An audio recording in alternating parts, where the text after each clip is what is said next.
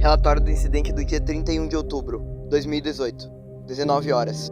Uma cortina com alcance de 400 metros foi lançada no centro de uma loja de departamentos de Tóquio, em Shibuya.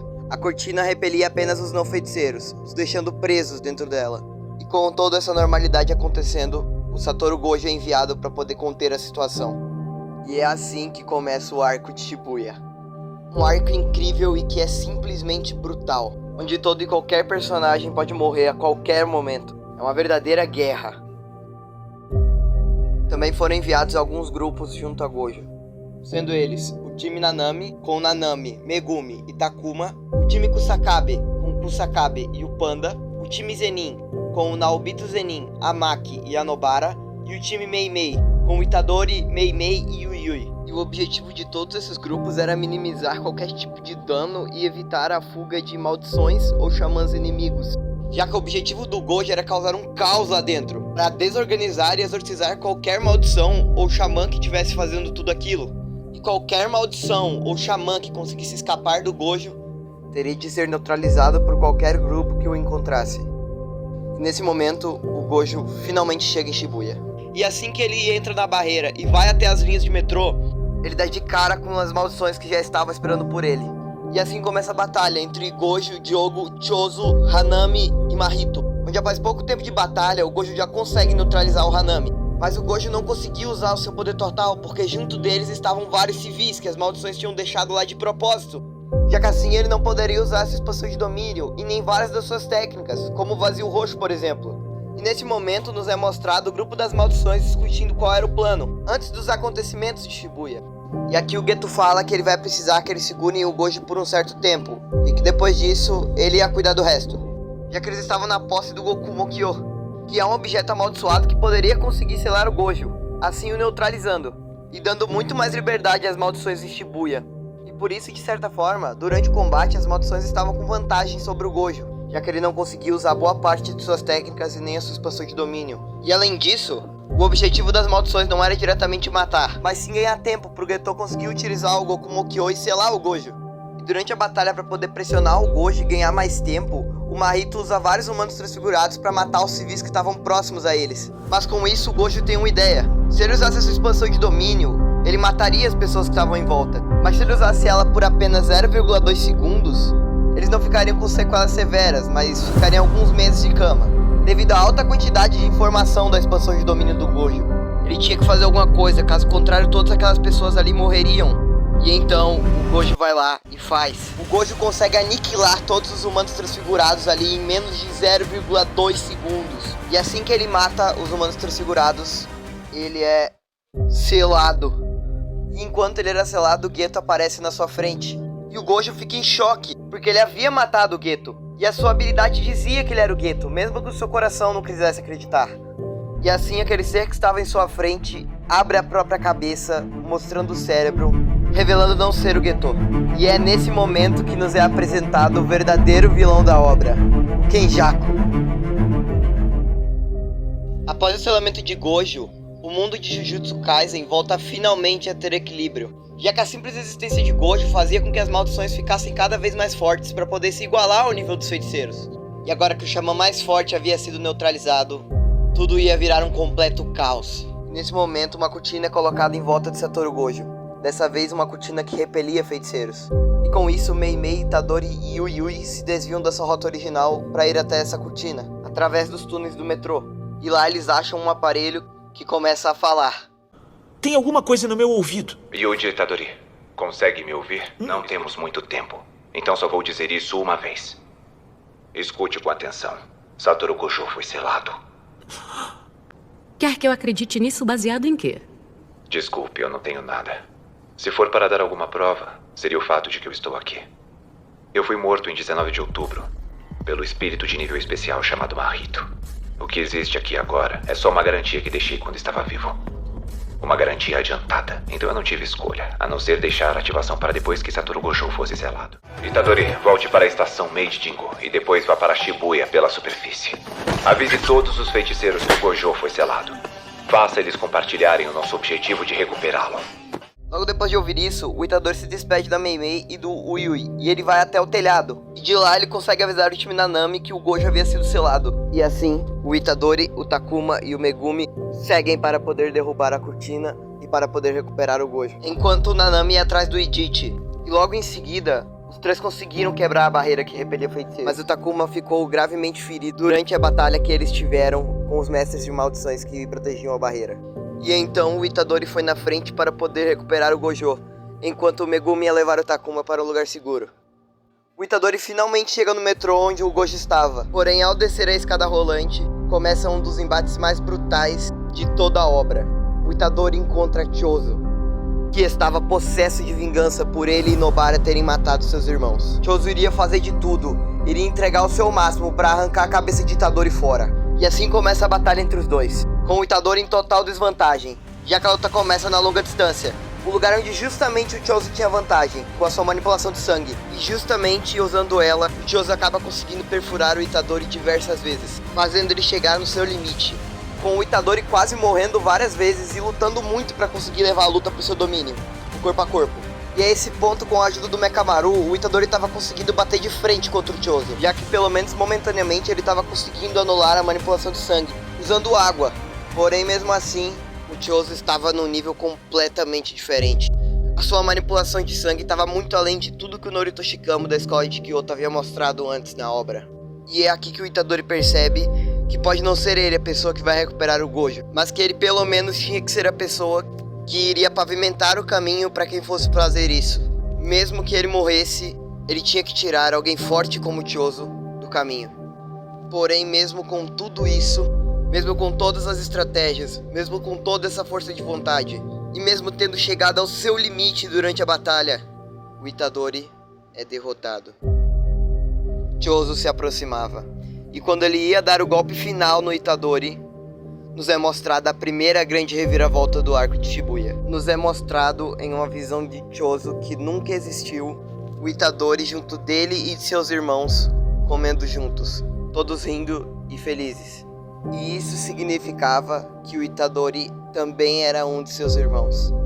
Chozo, graças à sua técnica amaldiçoada, ele consegue sentir tudo o que acontece com seus irmãos de sangue. Foi assim que ele descobriu que seus irmãos haviam morrido. E quando ele quase mata o Itadori, ele sente. E assim ele percebe que o Itadori também é um de seus irmãos. E quando ele processa essa informação, ele fica em choque por quase ter matado seu irmão. E assim ele acaba saindo correndo de onde eles estavam, deixando o Itadori lá, desmaiado no chão. E é aqui que acontece um dos eventos mais marcantes de todo o arco e de toda a obra de Jujutsu, onde tudo vai entrar em colapso. Mas antes de falar disso, vamos falar de tudo o que acontecia em Shibuya nesse momento. Ao mesmo tempo em que tudo isso acontecia, Maki, Nanami e Naobito estavam enfrentando uma maldição de classe especial com expansão de domínio, o Dagon, que também estava possesso de vingança contra os feiticeiros pelo Gojo ter matado a Hanami. E aqui a gente pode ver um lado bem mais humano das maldições, já que o Dagon realmente se importa muito pela morte da Hanami. Ele chora pela morte dela, fica muito irritado pela morte dela e quer descontar toda essa raiva nos feiticeiros. Dá pra ver que todo esse grupo de maldições, apesar de tudo, sempre foi muito unido. Eles se importam muito uns com os outros e sempre ficaram juntos. E quando o Dagon sai da forma de feto amaldiçoado e alcança sua verdadeira forma, logo antes dele ativar essa expansão de domínio, ele grita por Mahito e por Jogo. E é muito interessante ver esse lado das maldições, já que de certo modo elas não são tão diferentes da gente, já que vieram de nós. Dentro da expansão de domínio do Dagon, durante a batalha, a Maki, o Nanami e o Naobito estavam tendo muitas dificuldades, já que ele estava atacando sem parar. E nesse momento, o Megumi, que já tinha levado o Takuma para um lugar seguro, invade a expansão de domínio do Dagon, abrindo um buraco na expansão de domínio dele, e salvando assim o Naobito, a Maki e o Nanami. Porém, antes deles conseguirem fugir, pelo mesmo buraco que Megumi abriu na expansão de domínio do Dagon, entra o Toji, que havia sido reencarnado no corpo de um dos usuários de maldição, através de uma técnica amaldiçoada. O Toji estava sendo guiado apenas por seus instintos, indo sempre atrás do mais forte. E dentro daquela expansão, o mais forte era Dagon, que Toji rapidamente eliminou. E agora, fora da expansão, ele foi atrás do Megumi, deixando o Naobito, a Maki e o Nanami para trás. Megumi e Toji lutam, com o Megumi usando diversas estratégias e correndo durante a batalha. Mas mesmo com todo esse esforço, eles ficam cara a cara com o Megumi sem escapatória. E com isso o Megumi quase morre.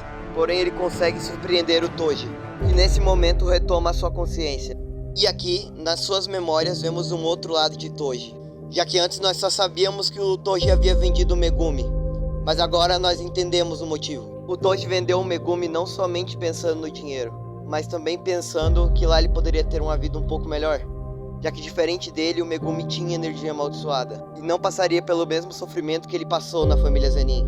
Ele reconhecia que lá ele provavelmente teria uma vida melhor do que ele poderia oferecer para seu filho. E por isso ele o vendeu. E assim, enquanto o Toji retomava sua consciência, isso acontece. Diz aí. Qual é o seu sobrenome? Fushiguro. Ah, quer dizer que não é Zenin, então?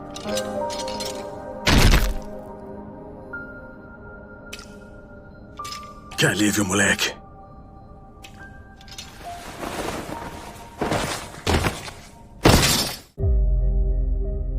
Ao mesmo tempo em que isso acontecia, Diogo chega no local onde estavam Nanami, Maki e Naobito. Ele estava visivelmente triste e irritado pela morte do seu amigo Dagon, que havia acabado de acontecer. E com isso ele parte para cima de Maki, Nanami e Naobito, matando o Naobito e deixando a Maki e o Nanami extremamente feridos. Mas Diogo sente a presença dos dedos de Sukuna e sai correndo dali em direção aos dedos. E assim começa um dos eventos mais marcantes de todo o arco de Shibuya e de toda a obra. Depois do Chozo deixar o Itadori lá desmaiado no chão, Mimiko e Nanako, aquelas garotas que o Geto salvou muitos anos no passado, encontram o Itadori lá no chão desmaiado. Elas pegam vários dedos do Sukuna e fazem o Itadori engolir enquanto ele está inconsciente. E nessa hora, atraído pela energia amaldiçoada dos dedos do Sukuna, chega o Diogo, que prontamente afasta as meninas e coloca mais 10 dedos do Sukuna no Itadori. E assim, o Sukuna desperta. Logo quando o Sukuna toma o controle do corpo, as garotas pedem para ele eliminar o Kenjaku, para assim o Geto finalmente poder descansar em paz. E em troca dele matar o Kenjaku, as garotas entregariam a localização de mais um de seus dedos. Porém, quando elas terminam de falar,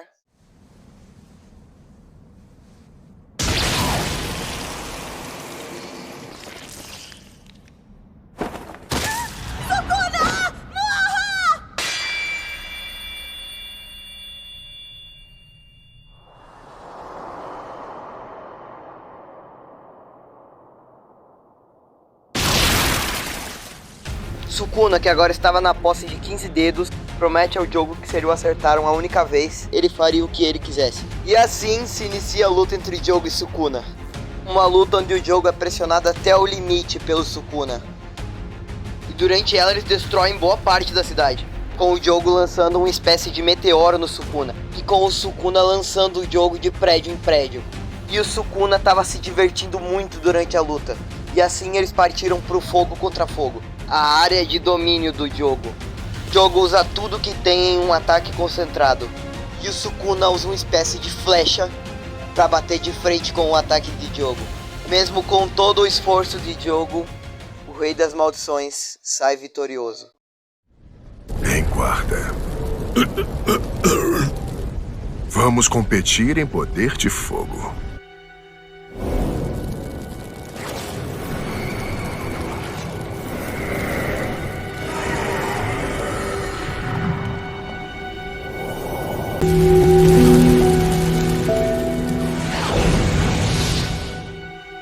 E aqui nós vemos uma das maiores demonstrações de união de toda a obra. E é também um momento onde a gente vê definitivamente o quão parecido a gente é com as maldições. É a maior demonstração de humanidade que a gente vê vindo de uma maldição. E ela vem justamente do Diogo, da Hanami e do Dagon. Hanami, Dagon, me desculpem. Quando nascermos de novo, nós não seremos mais quem somos hoje.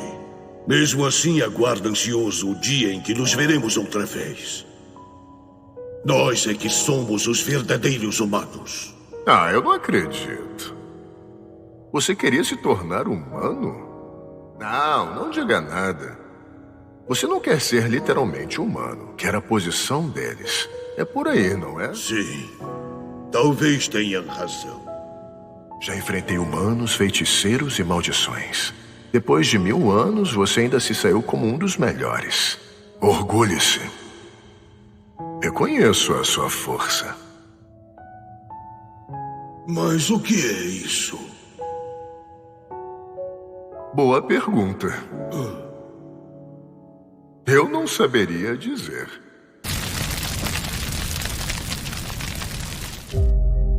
Diogo chora. Ele fica feliz por finalmente saber que ele é forte. E nesse momento é a primeira vez que nós vemos o Sukuna, o rei das maldições, ser realmente benevolente, mesmo que apenas por um momento. E nesse momento, o Megumi, que já estava debilitado por conta da luta contra o Toji, acaba sendo atacado por um dos usuários de maldição que havia sobrado.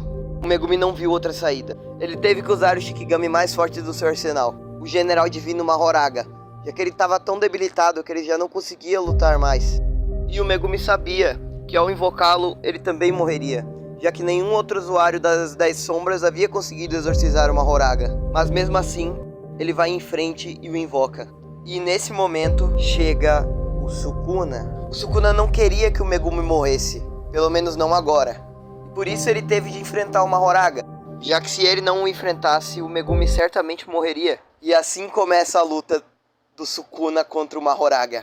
Durante a luta, o Sukuna tem uma dificuldade real para lidar com o Mahoraga, já que a principal habilidade dele é se adaptar a toda e qualquer tipo de situação. Tudo que tinha ficado em pé na luta entre Diogo e Sukuna, agora ia ao chão na luta entre o Mahoraga e o Sukuna.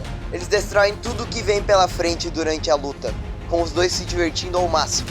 E essa luta chegou num ponto do Sukuna realmente ficar pressionado pela habilidade do Mahoraga, fazendo ele ter que usar a expansão de domínio para poder matar ele. Com a expansão de domínio dele, tudo que estava num raio de 140 metros de onde eles estavam foi completamente reduzido a pedaços. O Sukuna havia matado centenas ou milhares de pessoas com a sua expansão de domínio.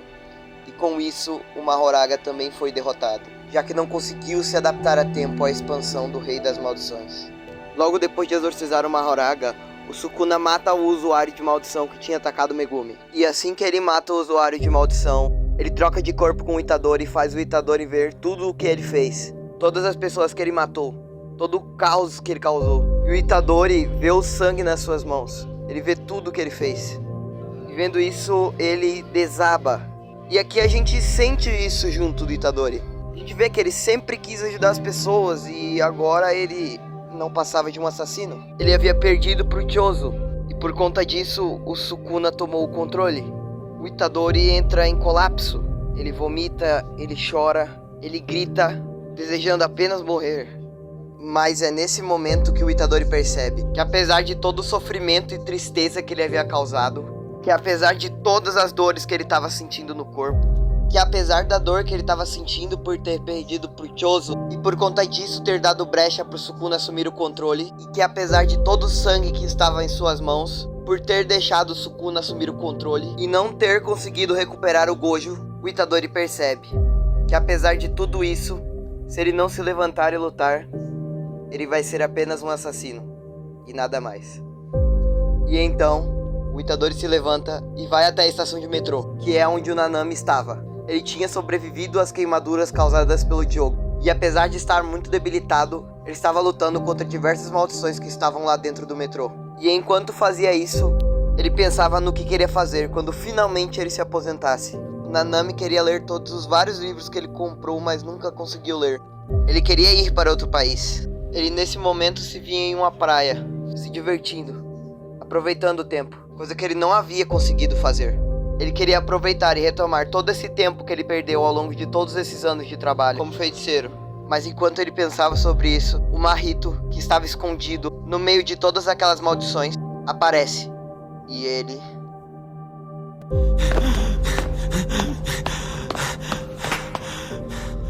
A gente mal teve tempo de se conhecer, né?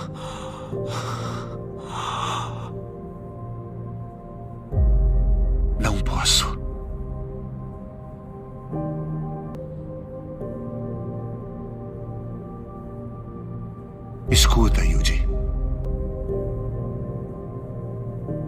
agora está em suas mãos.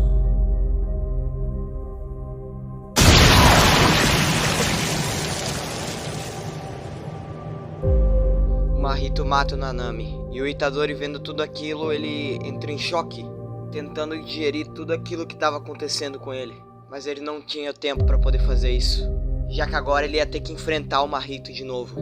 E enquanto tudo isso acontecia, a Nobara, que tinha se separado do grupo Zenin antes da luta contra o Dagon, estava lutando contra uma cópia do Mahito, que era bem mais fraca e não conseguia matar com apenas um toque. E durante essa luta, a Nobara massacra a cópia do Mahito, mas ele consegue fugir. E enquanto ele foge, ele atrai a Nobara para o metrô, onde estava o Itadori e o Mahito original. E lá no metrô, durante a luta, a Nobara chega junto da cópia de Mahito. E quando a cópia se encontra com o Mahito original, eles trocam de lugar. E o Mahito original vai em direção a Nobara e a cópia vai em direção a Itadori. E quando o Itadori percebe e tenta avisar, já é tarde demais. Itadori? Sai daqui! Sai, Kugisaki! Itadori, quando encontrar o pessoal, diz que valeu a pena.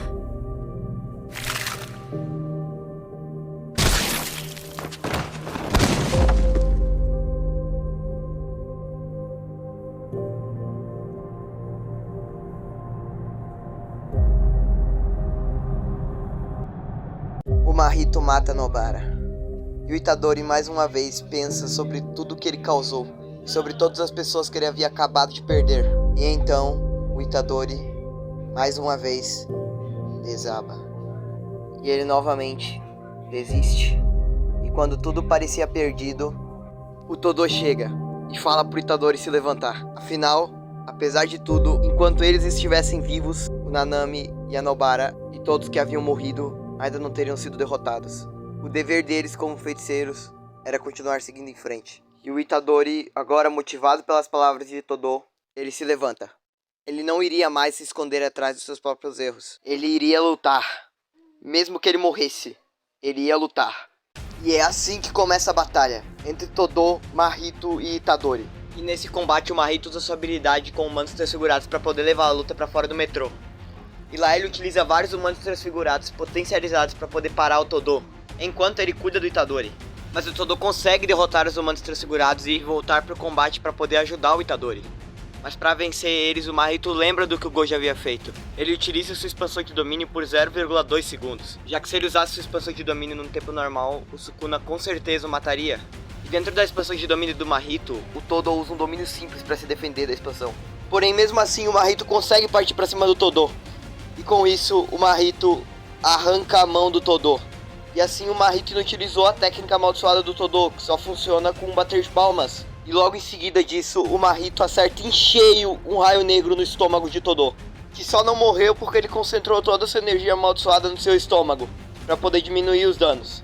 E quando o Mahito fecha sua expansão de domínio, ele parte mais uma vez para cima de Todo, já que agora ele poderia usar a transfiguração ociosa com muito mais facilidade. E assim ele poderia matar o Todo com apenas um toque, já que o Todo não conseguia mais bater palmas para poder utilizar o seu encantamento. Quando o Mahito ficou cara a cara com o Todo faz um ataque suicida, e com a mão que sobrou, ele encosta na mão de Mahito, assim trocando de lugar com o Itadori, que acerta em cheio um raio negro na cara do Mahito, e jogando para longe. Assim que o Mahito se recompõe, logo depois de ter tomado aquele raio negro em cheio, ele percebe qual é a verdadeira essência da sua alma. E ele utiliza a transfiguração ociosa nele mesmo, virando a sua verdadeira forma, que é o corpo espiritual instantâneo de morte desfigurado. E assim novamente começa uma batalha entre o Itadori e o Mahito. Dessa vez os dois estão no limite, e o Itadori estava tendo muitas dificuldades para conseguir lidar com o Mahito nessa forma.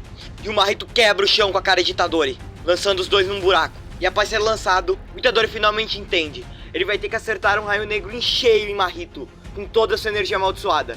Mas o Mahito já esperava isso. E assim que o Itadori fosse acertar o ataque, ele contra-atacaria no pescoço, assim o matando. O Itadori consegue acertar um soco no Mahito.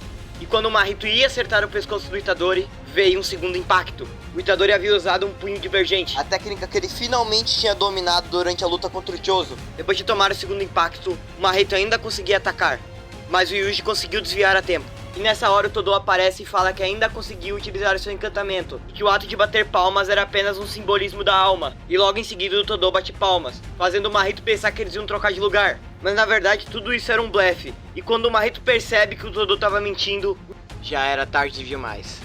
O Itadori acerta mais uma vez o raio negro do Marrito, dessa vez com toda a sua energia amaldiçoada. E com isso o Marrito foi lançado pra longe, voltando à sua forma normal. E dessa vez ele estava extremamente debilitado, não conseguindo nem correr direito. O Itadori se aproxima, e aqui nós vemos um outro Itadori.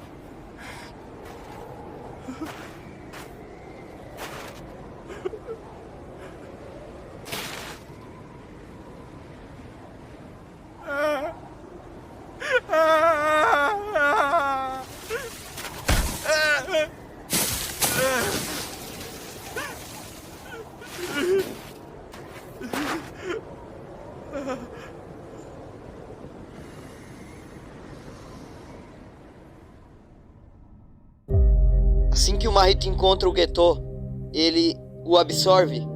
E assim que isso acontece, os outros feiticeiros da escola de Kyoto finalmente chegam, junto da feiticeira de caça especial Yuki Tsukumo e junto do Chozo, que tinha saído do metrô e estava lá para proteger o Itadori, já que era o único de seus irmãos que ainda estava vivo. E é aqui que temos mais uma revelação, ou uma explicação, já que o Chozo, agora olhando o Kenjaku por outros olhos, observando a cicatriz na sua testa, o reconhece como seu pai, o Noritoshi Kamo, a pessoa que usou a mãe dele para poder fazer os experimentos e criar os fetos amaldiçoados. Isso significava que o Kenjaku tinha pelo menos 400 anos, e que ele estava vivo justamente por causa da sua habilidade, que é roubar o corpo e consequentemente a alma e as habilidades de corpos mortos. E por isso Itadori poderia ser um de seus irmãos, já que se ele estava vivo há mais de 400 anos, teria chances do Kenjaku ter usado a mãe ou o pai de Itadori, assim como ele usou a mãe do Chozo. E nesse momento, os feiticeiros haviam montado uma emboscada para poder matar o Kenjaku e recuperar o Gojo que estava nas mãos dele.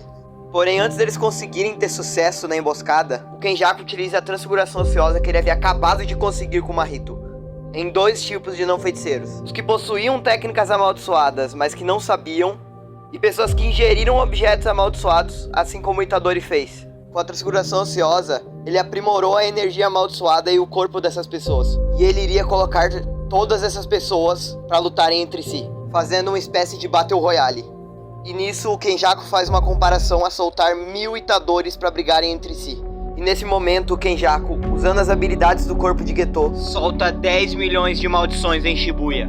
E com isso ele consegue fugir, deixando toda a cidade de Tóquio e todas as cidades em volta num completo caos. O Japão ia entrar em colapso e o mundo moderno ia voltar a estaca zero, porque o mundo das maldições, a era Heian, estava de volta.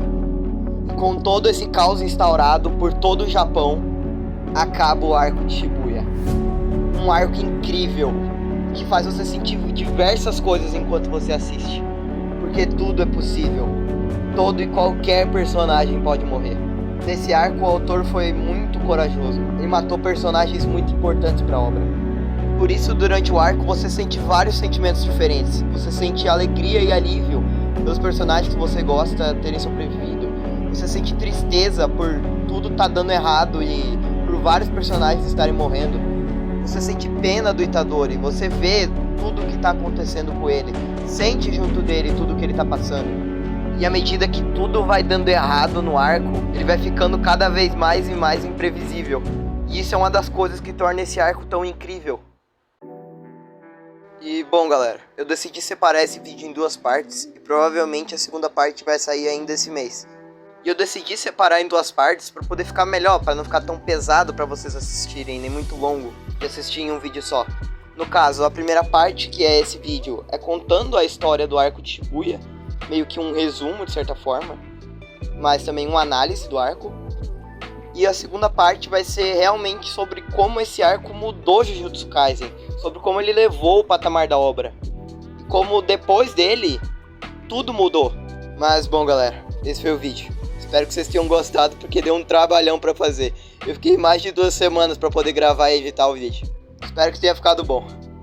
Muito obrigado pra quem assistiu o vídeo até aqui. Falou!